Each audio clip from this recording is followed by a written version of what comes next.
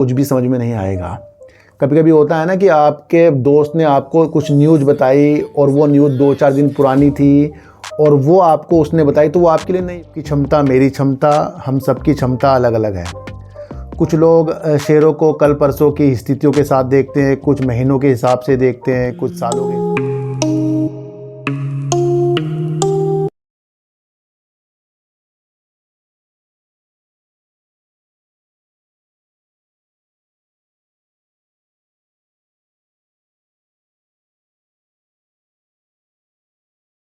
नमस्कार, मैं स्वागत करता हूं आपका अपने ही चैनल पर जिसका नाम है सार्थक बाजार से। आज बात करेंगे 3-4 न्यूज़ के बारे में जहां अडानी ग्रुप का साम्राज्य को जानेंगे, क्या वो आगे करने वाला है। दूसरा बात करेंगे एनबीसीसी के बारे में, उसे क्या प्रोजेक्ट के चीज़ों के द्वारा हम देखेंगे। तीसरी बात करेंगे वोडाफोन आइडिया को सरकार से कुछ राहत मिलने की आस वाली न्यूज़ है, उस न्यूज़ को समझेंगे।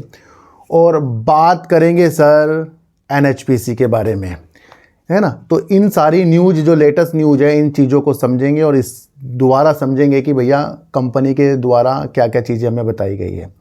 फिर कह रहा हूँ, मैं बार बार ये तो आपको बताऊँगा ही कि मेरा वीडियो बनाने का माध्यम न्यूज़ बेस है और न्यूज़ को आपको साइकोलॉजी के द्वारा समझाना है। किसी को भी खरीदने बेचने की नीतियाँ मेरे चैनल पर नहीं है। देखो सर, शेयरों को रखने की आपकी क्षमता, मेरी क्षमता, हम सबकी क्षमता अलग अलग है। कुछ लोग शेयरों को कल परसों की स्थितियों के साथ देखते हैं, कुछ महीनों के हिसाब से देखते हैं, कुछ सालों के हिसाब से देखते हैं, कुछ डिविडेंड के हिसाब से देखते हैं, कुछ इन्वेस्टमेंट के हिसाब से देखते हैं, ना। तो सबकी नीतियाँ अलग अलग हैं। कुछ रोज़ के रोज़ ही चीज़ें करते रहते हैं। हमने एक चीज़ देखी है कि जहाँ आपका फ़ायदा हो रहा है, आप उस स्थितियों के साथ आगे बढ़ें। करने को आप कुछ भी कर लें, लेकिन आपको कहाँ से फ़ायदा आ रहा है, आपकी क्या लाइन है, उस लाइन के साथ ही आपको आगे बढ़ना चाहिए। ज़रूरी नहीं कि आप इन्वेस्टमेंट में सक्सेस होंगे, आप स्विंग में भी हो सकते हैं, आप अलग अलग चीज़ों के साथ भी हो सकते हैं। तो वो अपनी नीति आपको खुद बनानी पड़ेगी, ना। तो मेरा कोई भी माध्यम आपको किसी भी चीज़ के लिए प्रेरित करने का बिल्कुल भी नहीं है कि हमें ये खरीदना, वो बेचना है, बल्कि चीज़ों को समझाना है कि हम शेयर बाज़ार के अंदर टिके कैसे रहें। जब तक कि आप शेयर बाज़ार के अंदर टिक नहीं पाओगे, मेरा मानना है, फिर हम कुछ भी नहीं कर पाएंगे। अभी मैं आपको एक लेटेस्ट चीज़ बताऊं, जहां पर मैं गया था, वो डॉक्टर साहब हैं। उन्होंने अभी 2-3 साल पहले ही स्टार्ट किया था। आज मैं उनसे मिला, करीब 4-5 महीने बाद मैं उनसे मिला। तो मैंने उनसे पूछा, भैया क्या चल रहा है। कह रहा, भैया मैंने सारे पैसे निकाल ले, मैंने तो बंद ही कर दिया। उन्होंने 15-20 दिन पहले बंद कर दिया। तो इस तरीके के भी लोग हैं जो हार मान कर निकल जाते हैं। वो क्यों निकले?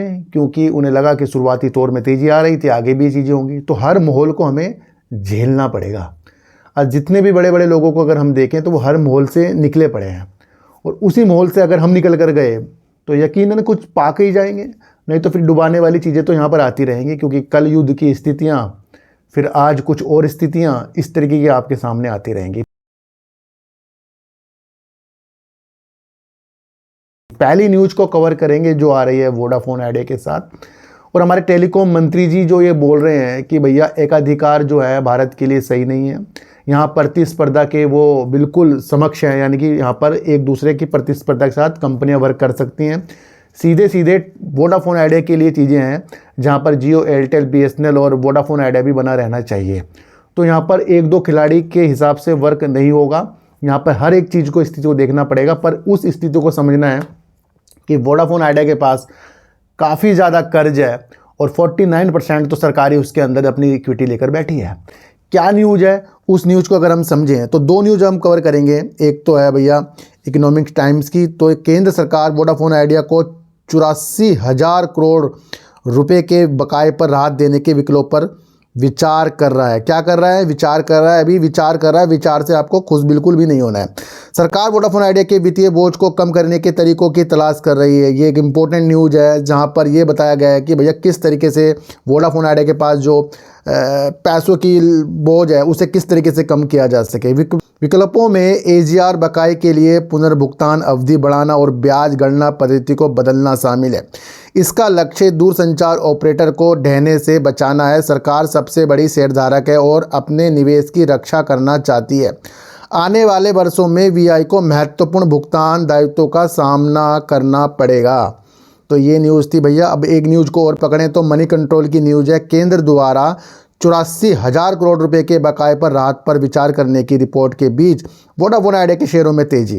वोडाफोन आइडिया शेयर मूल्य। दूरसंचार मंत्री ज्योतिरादित्य सिंधिया ने कहा कि भारत का दूरसंचार क्षेत्र एकाधिकार बर्दाश्त नहीं करेगा। ये इंपॉर्टेंट लाइन है, इसे पकड़ो कि भैया एक का ही अधिकार अगर किसी कंपनी के ऊपर सेक्टर में है तो वो बर्दाश्त नहीं करेगा, यानी कि यहाँ पर एक दो और प्लेयर होने चाहिए। तो ये एक इंपॉर्टेंट न्यूज़ है वोडाफोन आइडिया के लिए।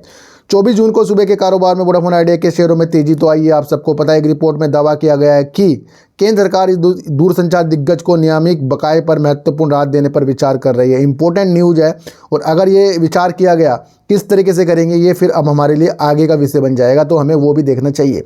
दूरसंचार मंत्री ज्योतिरादित्य सिंधिया के इस बयान से सकारात्मक धारणा और मजबूत हुई कि भारत का दूरसंचार क्षेत्र एकाधिकार बर्दाश्त नहीं कर सकता और सरकार सभी क्षेत्र में प्रतिस्पर्धा का समर्थन करती है। तो यहाँ सरकार समर्थन कर रही है कि भैया प्रतिस्पर्धा बनाकर रखें।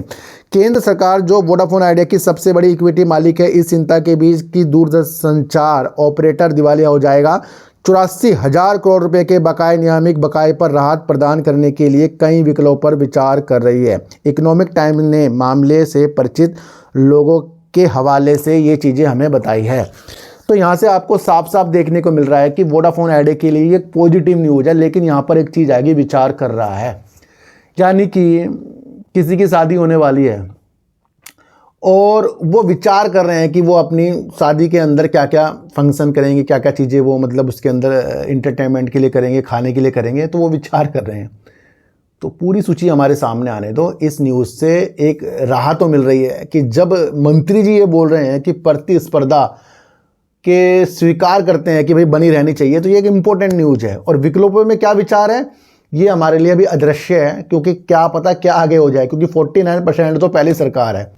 तो इस न्यूज़ को आपको समझाना बहुत ज़रूरी था। तो सर मेरा हर एक प्रयास आपको समझाने के उद्देश्य से ही है, क्योंकि अगर हम चीज़ों को समझते गए तो हमारे लिए बहुत कुछ अच्छा हो सकता है। अब एक न्यूज़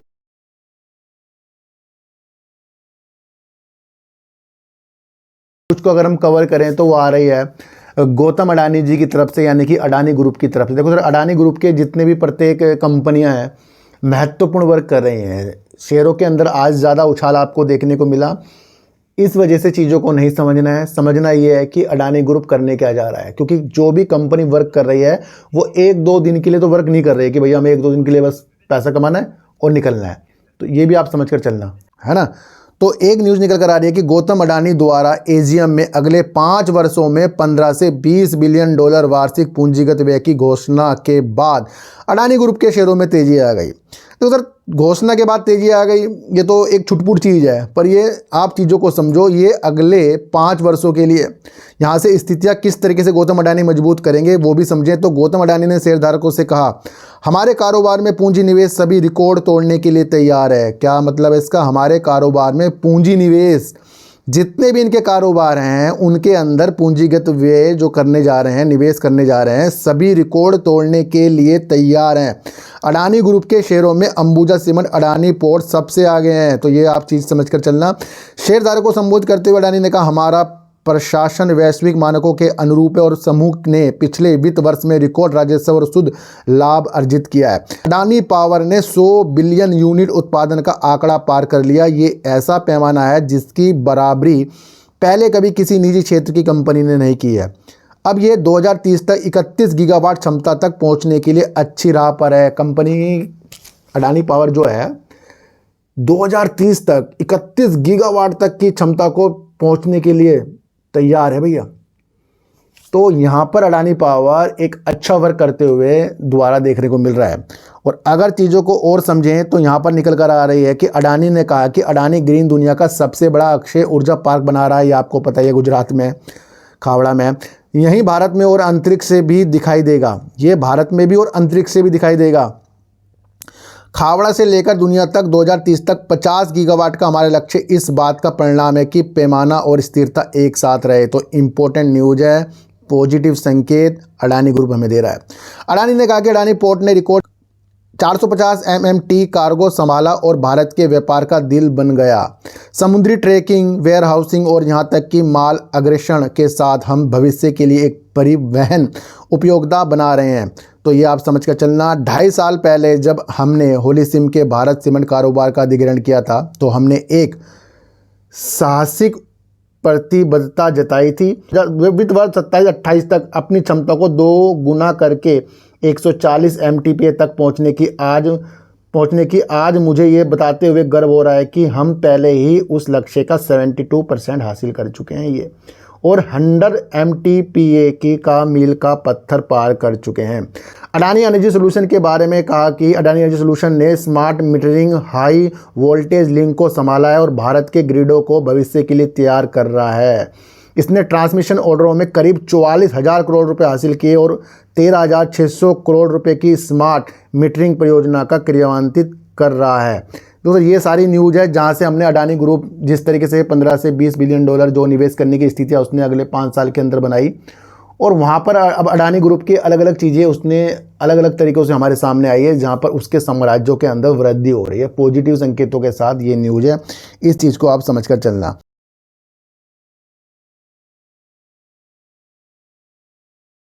दूसरी तरफ अगर हम बात करें, बात आ रही है एनबीसीसी की, तो एनबीसीसी को उत्तर प्रदेश में 297 करोड़ रुपए की पुनर्विकास परियोजना मिली।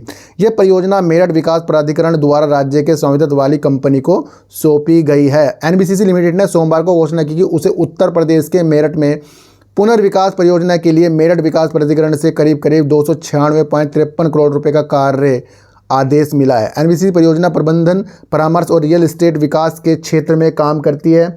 मई में राज्य के स्वामित्व वाली कंपनी को नौरोजी नगर में कार्यालय स्थल के आंतरिक कार्यों को विकसित करने के लिए 161.55 करोड़ रुपए का ऑर्डर भी मिला था। तो यहाँ से हमने एनबीसीसी का एक नया प्रोजेक्ट समझा जहाँ उत्तर प्रदेश के अंदर से अच्छा खासा एक परियोजना मिली है। तो जितनी भी कंपनियां वर्क कर रही हैं कुछ ना कुछ जीतती जा रही हैं, और हम उन कंपनियों का सिलेक्शन करेंगे जो कंपनी प्रॉफिट भी कर रही है, कंपनी अच्छा वर्क भी कर रही है, कंपनी देश में और विदेशों में भी वर्क कर रही है। तो हर एक कंपनी की अलग अलग स्थितियां होती हैं, इसको आप समझ कर चलना। अब बात करेंगे एनएचपीसी की, और एनएचपीसी के अंदर एक न्यूज़ निकल कर आ रही है। क्या न्यूज़ आ रही है? सीएलएसए को उम्मीद है कि सिंधु संधि के निलंबन के बाद तेजी से चल रही परियोजना से एनएचपीसी के शेयरों में 4 साल में 2 गुना इजाफा होगा। भारत के लिए सिंधु नदी के पानी का अधिक उपयोग करने के सरकार के हालिया संकल्प, ये भारत के अंदर जो सिंधु नदी होती है, आपको पता है पाकिस्तान और भारत में इसका बंटवारा है, तो उसके साथ साथ भारत के संकल्प है कि इसके अंदर साथ ही जम्मू कश्मीर में परियोजनाओं को तीव्र मंजूरी से व्यवहार्यता और वित्तीय पोषण में वृद्धि होने की संभावना है, जिससे इसकी 3 नई परियोजना के लिए टैरिफ 5.5 किलोवाट घंटे से कम रह जाएगा। तो ये आप समझ कर चलना। एनएचपीसी ने यह भी कहा कि परियोजना में तेजी लाने पर बहुत जोर दिया जा रहा है, विशेष रूप से सिंधु जल संधि के हाल ही में निलंबन होने के बाद, और प्रबंधन ने कहा कि वह उरी 1 चरण सेकंड 240 मेगावाट परियोजना शुरू करने जा रहे हैं, जिसके लिए सिविल कार्यों और अन्य आवश्यकताओं के लिए निविदाएं पहले ही कर दी गई है। और अगर हम थोड़ा सा और समझे तो एनएचपीसी में चल रही कई बड़ी परियोजना पूरी होने के चरण में पहुंच रही है। आपको पता है कि अरुणाचल प्रदेश में कई परियोजनाएं हैं जो बहुत बेस्ट है, और उसके लिए पटेल इंजीनियरिंग भी इसके साथ इसकी कंपनियों के लिए वर्क कर रहा है। इससे ने कहा कि उसे अगले 4 वर्षों में शेयर 2 गुना होने की उम्मीद है, जिसमें सिंधु जल संधि की मदद मिलेगी, जिसके परिणाम स्वरूप भारत के बिजली उत्पादन मिश्रण में जल विद्युत की हिस्सेदारी बढ़ेगी, जिससे कंपनी को तेजी से विकास का अवसर मिलेगा। सीएलएसए ने वर्तमान में एनएचपीसी के 117 रुपये के टारगेट भी दिए हैं, ये आप समझ कर चलना। भारत के लिए सिंधु नदी के पानी का अधिक उपयोग करने के सरकार के हालिया संकल्प, साथ ही जम्मू कश्मीर में परियोजना की तेज मंजूरी संभवतः व्यवहार्यता अंतर वित्तीय पोषण को बढ़ावा देगी, जिससे इसकी 3 नई परियोजना के लिए टैरिफ 5.5 किलोवाट घंटे से कम रहेंगे। हाइड्रो परियोजना के लिए कम टैरिफ अन्य स्रोतों की तुलना में उत्पादित बिजली से अधिक प्रतिस्पर्धा बना सकते हैं, जिसके अपनाने की संभावना बढ़ सकती है। तो यहाँ पर एनएचपीसी को सिंधु नदी वाली स्थितियों से सीएलएसए को इसके टारगेट अच्छे खासे दिख रहे हैं, और करीब करीब 2 गुना के टारगेट वो दे रहे हैं, और फिलहाल के लिए वो 117 के टारगेट के हिसाब से उन्होंने हमें बताया। तो जितनी भी चीज़ें मैंने आज आपको बताई है न्यूज़ बेस हैं, स्थितियों के साथ हैं। जब तक कि हम न्यूज़ से अपडेट नहीं रहेंगे, हमारे सामने कुछ भी समझ में नहीं आएगा। कभी कभी होता है ना कि आपके दोस्त ने आपको कुछ न्यूज़ बताई और वो न्यूज़ 2-4 दिन पुरानी थी और वो आपको उसने बताई, तो वो आपके लिए नहीं होगी, पर वो न्यूज़ तो पुरानी थी ना। आप अचंभित हो गए, यार ये मुझे पहले क्यों नहीं पता लगा। इसी तरीके से शेयर बाज़ार है। अगर आप न्यूज़ को अपडेट रहेंगे तो आपको समझ में आएगा कि बीती न्यूज़ जो हम समझते गए हैं किसी भी चीज़ के लिए, वो आगे कैसे वर्क करती है। इसी का नाम शेयर बाज़ार है, इसको आपको समझ कर चलना पड़ेगा। किसी को भी खरीदने बेचने की नीतियाँ मेरे चैनल पर बिल्कुल भी नहीं है। आज तक मेरा कोई टेलीग्राम, कोई व्हाट्सएप ग्रुप बिल्कुल भी नहीं है और ना ही आज तक मैंने बनाया। तो चींटी को आटा दीजिए, गाय को रोटी दीजिए और अपने बच्चों को ज़्यादा से ज़्यादा प्यार कीजिए, क्योंकि बच्चे ही आपकी मासूमियत से किस्मत पलटेंगे। तो फिर मिलेंगे आपसे नए वीडियो के साथ, जब तक के लिए नमस्कार।